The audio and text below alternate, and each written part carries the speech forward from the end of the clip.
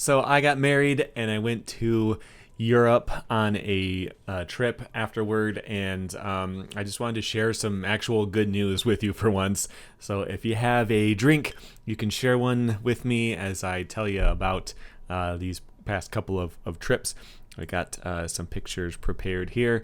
So we got married in Drake, Colorado, which is it's not way up in the mountains, but it's like halfway up there. And yeah, on the way up, sometimes you would see people, they would flash their headlights at you, and like, is there a cop somewhere? No, people will do that if there's something to see.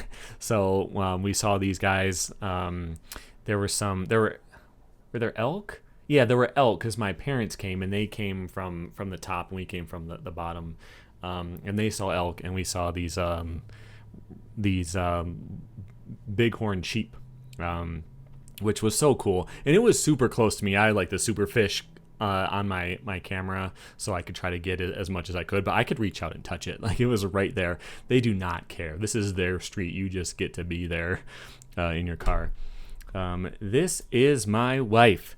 This is Darlene.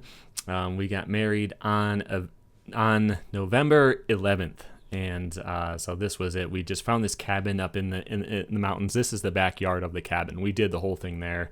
So we had this stream and like this big rock wall right there in the background, and it was so nice. Everything went so perfectly, except for one kind of major downer. But yeah, see, just look at this.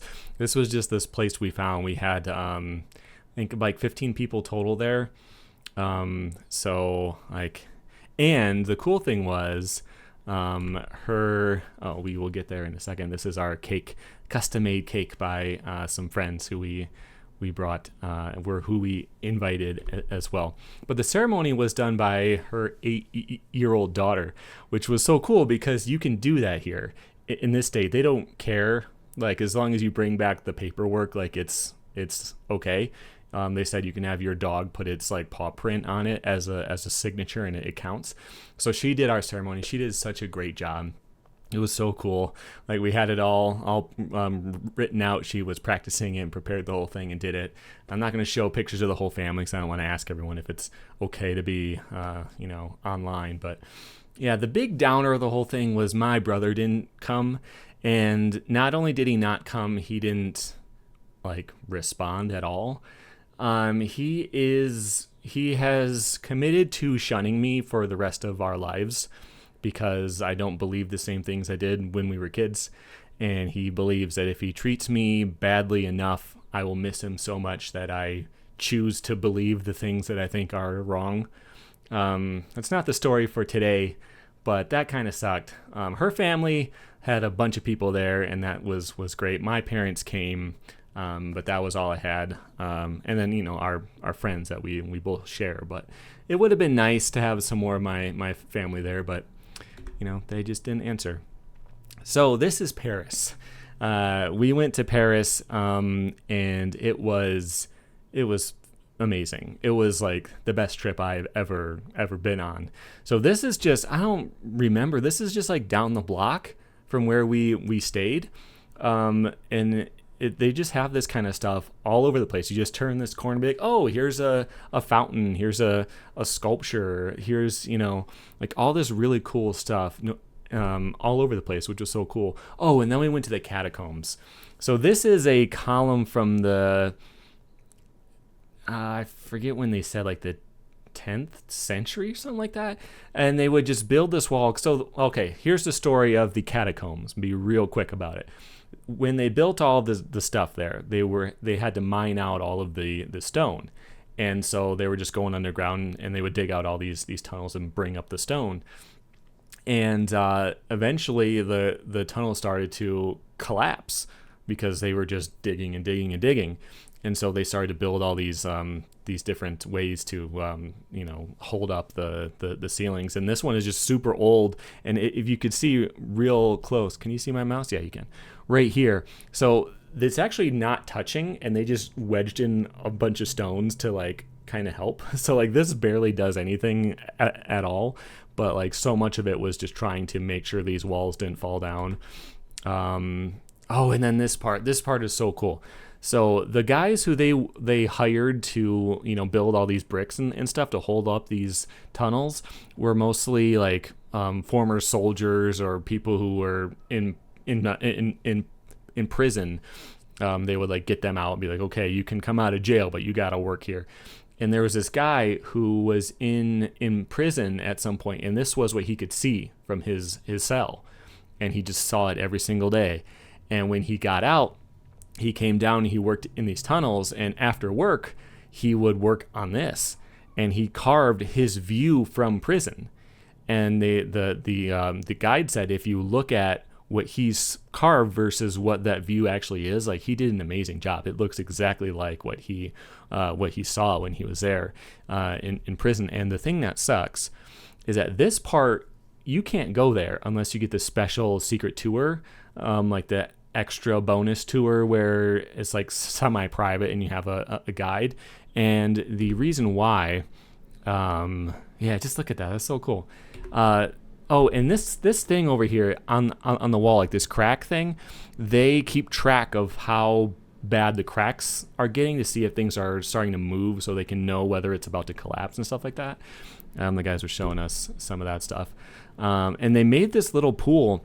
This was because the guys who dug the tunnels would get so filthy when they would come out after work. People didn't want to be, you know, like they were the filthy, gross people. You don't want to be around the people who are in the tunnels all the time. So they built this to, like, they found this, you know, spring or underground lake or whatever, so they could clean themselves and go out and like look respectable after work. But okay, this part. So what you can't see is if you turn this way, you would see it's just like a plain, like a brick wall. And people would scribble all over it. They would put their names or Instagram handles, and they would write all over it. And the guide said that they closed it down because of that, because they just can't be trusted to be in there. They're always, you know, trying to deface things and all that. And when we get to the creepy part with all the skulls and all that, there's some stories there as well. But this part is just so cool, you know, like they had different people at different time periods trying to support the tunnels in their own ways. And so some are just brick walls. This guy, you know, brought this kind of arch into it. Okay, now here's where it gets creepy. Quick note here, this black line, that's paint now, but they said like back in the day, people would they come in with their candles, and the candles would slowly like burn a black line. And so if you were trying to get out, you could follow where the black lines, you know, came back and rejoined, and you could tell that this was where you all came from. So there's a black line that was like to show you which way you would go to get out. But this says stop. This here is the Empire of the Dead, which is super creepy. And okay, so this is the first thing, like the first cool thing you see, all these bones and all these skulls. So what happened was the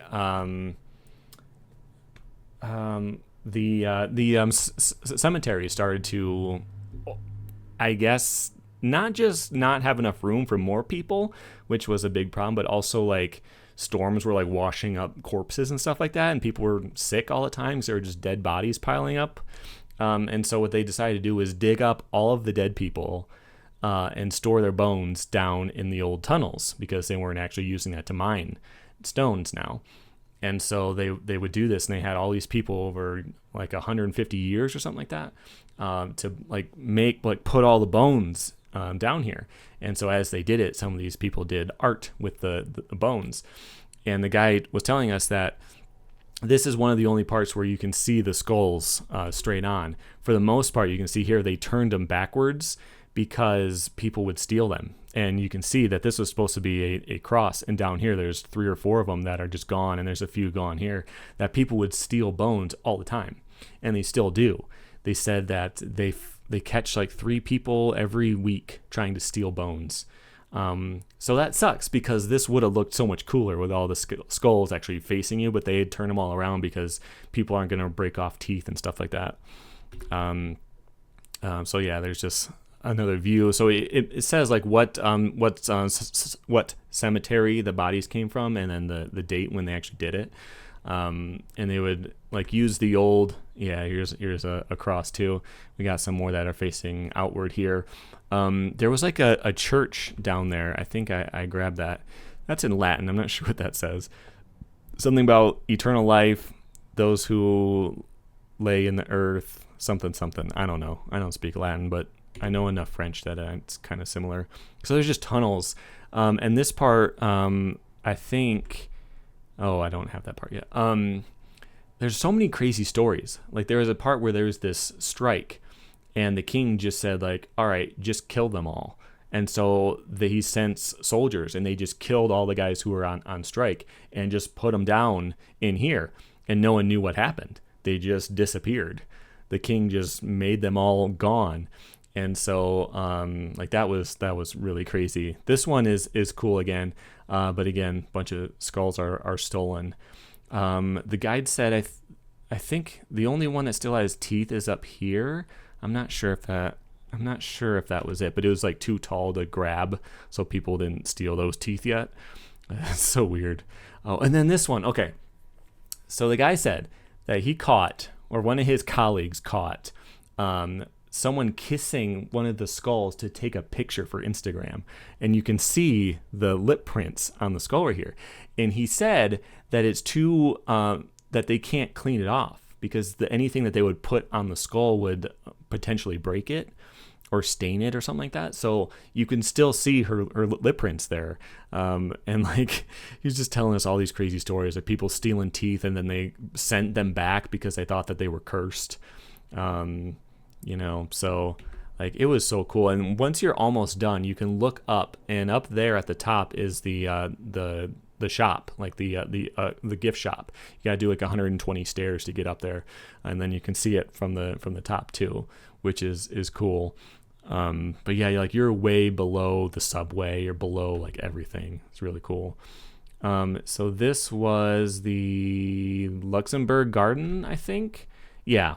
Like this is just there. We just stumbled on this. This wasn't a tourist spot. We're just walking home, and this is what we found. They just have this stuff all over the place, and it was so nice. And all the plants were like nicely trimmed and current and all that stuff. And like everything here back home is dead, but they still have all these nice flowers and everything. This is the Seine. This is I guess the next day. I don't necessarily have stuff from every day, but just walking around. We mostly went everywhere on foot just so we could see all this stuff. And this is the Sacré-Cœur, which is a cathedral, which was just really cool. Out front is where you may have seen this before, where you can buy the locks and you put the lock on there.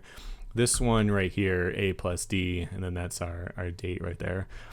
So we have ours there. This is what it looks like inside. It's just enormous. This is the biggest cathedral I've been to as an adult anyway. Like, I've been to some as a kid that I don't recall. This is right outside there. We were just going to try to find some food, but it was just a cool spot. That's how it looks from the outside. It's kind of up on a hill. You can see it from really far away. It's actually possible to climb all the way up. I think you can get into here, but it closed like 5 minutes before we got there, or it was going to close in 3 minutes, and it was like we could barely even get up the stairs in that time. And so we were going to walk to the next thing, and here's just this sculpture. It's like a half sculpture, like hanging out of the wall. You can see everyone tries to give him a handshake or something, but like there's just stuff everywhere. And I can't imagine trying to do that here. Like someone would spray paint that, someone would hook it up to their truck and yank it off the wall just to be a dick and like take it home or whatever. Like you just couldn't do that stuff here. But it was so cool. But where we were going is the Moulin Rouge, which was so cool. That's me right there. I bought a sweater. It was freezing cold. I bought a sweater, so I have a sweater on top of a sweater. But we went in there. Oh, and I didn't take one inside. But that was really cool. Famous spot. That was really worth seeing. The next day we took a train and we went to the Tower of London, and this is the moat outside. They were like, yeah, no one really planned out the moat, and it was just full of sewage and like dead bodies and stuff. So we planted a bunch of grass so that it wouldn't smell anymore. This is the Tower Bridge, I think. I think so, because we were at the tower. That's just another view. I think this is before our tour and then afterward. And then this is our guide, who was cool. He had all kinds of stories. But like the British people are so proud of all the people who died in this tower and like how terribly they died. This guy was just thrilled about it. He's like, and then we chopped off her head, and this guy, they just cut him open, and they did this, and we executed this guy. And these two guys were Protestants, and the Catholics were in charge, so we killed them, and then the Catholics, then the Protestants killed this guy, but then the Catholics made him a saint afterward, and we killed them all right here. And he was just like so proud of that. This is the chapel inside the Tower of London, and right here with this flower is Anne Boleyn, who was, of course, killed as well. She is buried right there, or her bones are there or something. There's like a few like famous people, famous for their time. Anyway, I don't know if I knew the other ones. So right here, the remains of Lord Guildford Dudley, Jane Grey. Oh, Jane Grey. I think she was the one who was the queen for like 6 days or something like that, and then they killed her. Like, but yeah, that part was pretty cool. And then this is just in there. This was like a tower from 1000, like the year. That's how old this thing was. And they keep all their plate armor. But I mean, you can tell why I picked out this one to put in here. Come on. I don't even know what this was. Again, we were just going everywhere on foot and happened to pass this place. And there is Big Ben. I think. I'm pretty sure. Took some pictures there. And then we took our train back to Paris. We went to the Louvre. This was a very interesting art piece that we found there that I enjoyed. Here's a guy. I don't know what he's holding, but it sure looks like he's taking a selfie. We both took a picture like this, taking a selfie in front of the selfie sculpture. And La Joconde, the Mona Lisa. You can't get within, it's like 15 feet, maybe 10 maybe. I'm not sure, but they have like this glass curved wall in front, and you can slowly work your way up to the front. And I did, and I have a picture from pretty close, but I have my zoom all the way up to actually see it, because you can't get close to it. Like, it is just chaos in there. Everyone wants to see it. Then we walked the Champs-Élysées and saw the Arc de Triomphe, which is enormous. I didn't realize how huge that thing was. It's gigantic. And then we had to go to the Eiffel Tower. Right by the Eiffel Tower is a fully gluten-free Italian place, which is something I need to have. And like, to be able to have like fresh made Italian pasta without gluten in it, like it was amazing. And it just happened to be there. Like, we didn't plan that out. We're just like, all right, what should we find? We got to eat something. And we just happened to get this amazing place. And then that one, I just thought that picture was cool. You can see this glass. When I went to Paris as a kid, I was like 6. And you could go up under there, and you could like buy tickets and go up and all that. And it was all blocked off now. I'm not sure what's going on, if that was like temporary or not. And then we were going to the next day, and this is just a Gothic tower. It was part of a church, but the church is not there now, and there's just a tower. My French was pretty good. I was actually really impressed with how well I was doing. I studied it for like in high school, and I tried to keep up with it.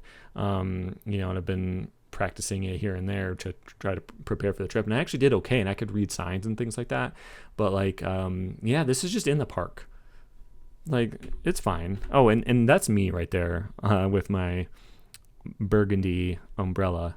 It rained most of the time we were there, but like very, very lightly. That's the same tower, but then there's this other tower that's closer, and there's just like a golden angel on it. There's just stuff everywhere. This one's just for fun. They sell ass euros and ass super euros over there, There was a different picture that I can't show on YouTube that was like an adult store, and it was like the sign outside, and instead of poppers it said poopers on it. But there's other stuff in the picture that you shouldn't be able to see.